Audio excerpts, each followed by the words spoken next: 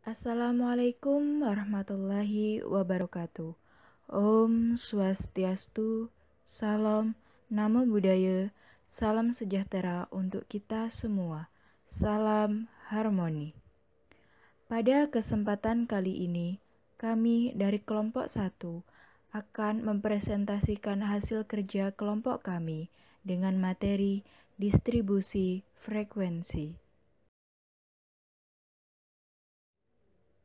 Sebelum memulai presentasi materi kelompok kami, izinkan kami memperkenalkan anggota kelompok kami.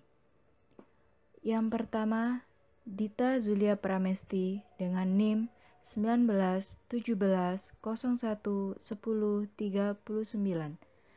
Yang kedua, Andika Triananto dengan NIM 1917011037. Yang ketiga, Santi Susanti dengan NIM 1917011042. Yang keempat, Surya Ningsih dengan NIM 1917011054. Adapun materi yang akan kelompok kami bahas yaitu 1. Penyusunan distribusi frekuensi. Yang kedua, nama-nama bagian dalam distribusi frekuensi. Yang ketiga, macam-macam distribusi frekuensi. Dan yang keempat, menggambar distribusi frekuensi. 1. Penyusunan distribusi frekuensi. Distribusi frekuensi adalah penyusunan suatu data yang dimulai dari nilai terkecil sampai ke nilai terbesar yang di dalamnya membagi banyak data ke dalam beberapa kelas. Distribusi frekuensi dibagi menjadi dua, yaitu 1. Distribusi frekuensi kategori adalah data yang berbentuk kategori atau data yang diklasifikasikan berdasarkan kategori atau kelas tertentu. Contohnya seperti kategori mahasiswa berprestasi dan tidak berprestasi, kategori pendapat yang setuju dan tidak setuju, dan sebagainya. Yang kedua, distribusi frekuensi numerik adalah data yang berbentuk bilangan. Contohnya seperti data pendapatan per kapita, pengeluaran, harga, jarak, dan sebagainya. Pada data kategori dapat dijadikan data numerik dengan cara memberi bobot atau skor pada setiap kategori. Contohnya seperti pria diberi skor 1 dan wanita diberi skor 2, atau dengan memberi ranking.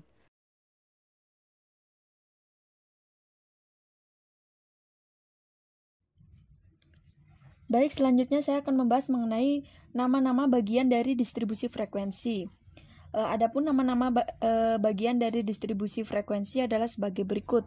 Yang pertama, yaitu kelas. Kelas merupakan kelompok nilai data atau variabel dari sebuah data acak. Yang kedua yaitu batas kelas, merupakan suatu nilai yang menjadi batas antara kelas yang satu dengan kelas yang lainnya.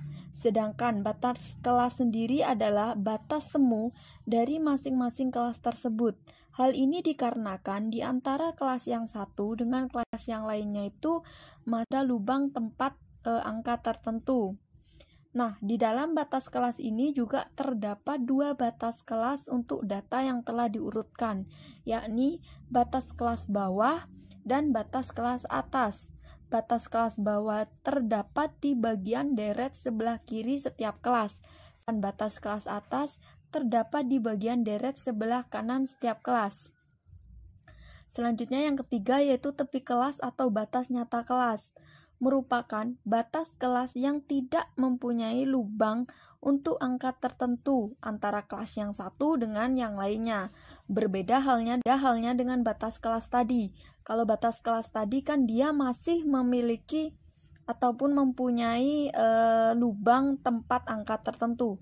Nah, sedangkan tepi kelas itu sendiri dia tidak mempunyai lubang untuk angka tertentu antara kelas yang satu dengan yang lainnya. Nah, di dalam atau batas nyata kelas ini terdapat dua kelas, yaitu tepi kelas atas dan tepi kelas bawah. Nah, dalam hal ini penentuan tepi kelas bawah dan tepi kelas atas itu tergantung pada keakuratan dalam setiap pencatatan data. Misalnya, data yang dicatat itu harus benar-benar dengan ketelitian sampai menyentuh 1 desimal. Nah, untuk yang keempat yaitu titik tengah kelas atau tanda kelas, merupakan angka atau nilai dari data yang tepat berada di tengah kelas. Atau biasanya titik tengah kelas atau tanda kelas itu bisa juga dikatakan sebagai nilai yang mewakili kelasnya dalam data. Jadi nilai-nilai yang mewakili kelasnya dalam data itu bisa disebut dengan titik tengah kelas atau tanda kelas. Nah, yang kelima yaitu interval kelas, merupakan selang yang menjadi pemisah kelas yang satu dengan kelas yang lain. Jadi interval kelas itu dia yang memisahkan, selang pemisah gitu antara kelas yang satu dengan kelas yang lainnya. Nah, untuk yang keenam yaitu panjang interval kelas atau luas kelas, merupakan jarak antara tepi atas kelas dengan tepi bawah kelas. Berbeda dengan interval kelas tadi. Jadi kalau panjang interval kelas itu dia lebih ke jarak antara tepi atas kelas dengan tepi bawah kelas. Kalau yang interval kelas tadi kan dia yang menjadi selang pemisah antara kelas yang satu dengan kelas yang lainnya. Nah, kalau panjang interval itu dia jarak antara tepi atas kelas dengan tepi bawah kelas gitu. Nah, untuk yang terakhir, yang ketujuh yaitu frekuensi kelas, merupakan banyaknya data yang termasuk ke dalam kelas tertentu dari data acak.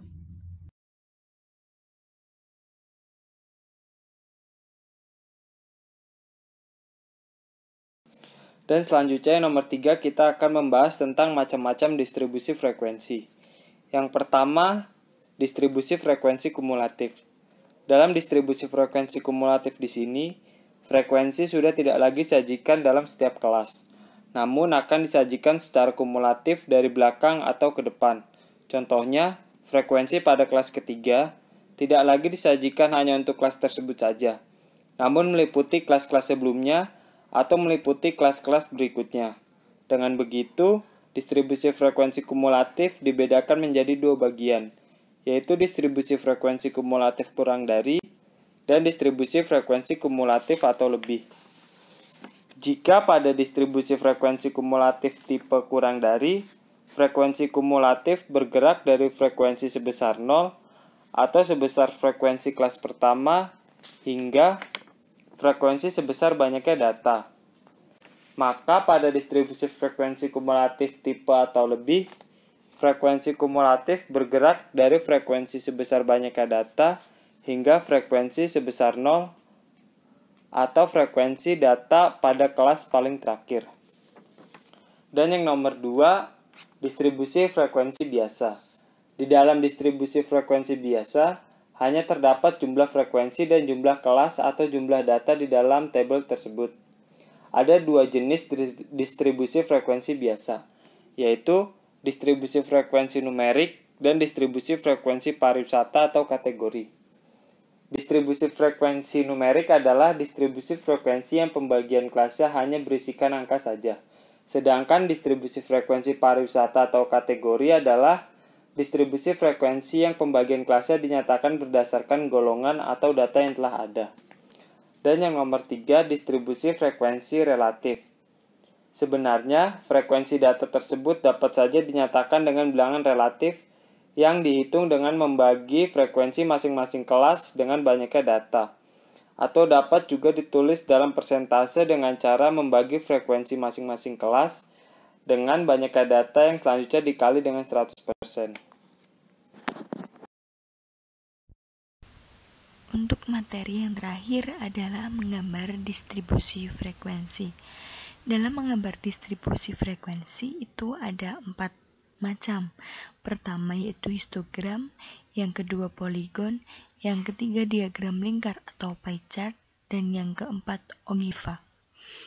Histogram atau grafik histogram adalah suatu grafik segi empat yang dibentuk di atas absis dengan menggunakan batas bawah nyata dan batas atas yang berhimpit-himpit. Yang kedua adalah poligon. Poligon frekuensi adalah grafik yang menghubungkan nilai tengah dari setiap interval kelas. Yang ketiga adalah diagram lingkar atau pie chart. Diagram lingkar merupakan suatu lingkaran yang dibagi menjadi beberapa lingkaran, di mana besar setiap bagian lingkaran tergantung dari besar kecilnya suatu variabel. Grafik yang terakhir adalah ogiva. Untuk membuat grafik ogiva, terlebih dahulu mencari nilai frekuensi kumulatifnya. Sedangkan distribusi frekuensi kumulatif itu sendiri adalah distribusi frekuensi yang nilai frekuensinya diperoleh dengan cara menjumlahkan frekuensi demi frekuensi.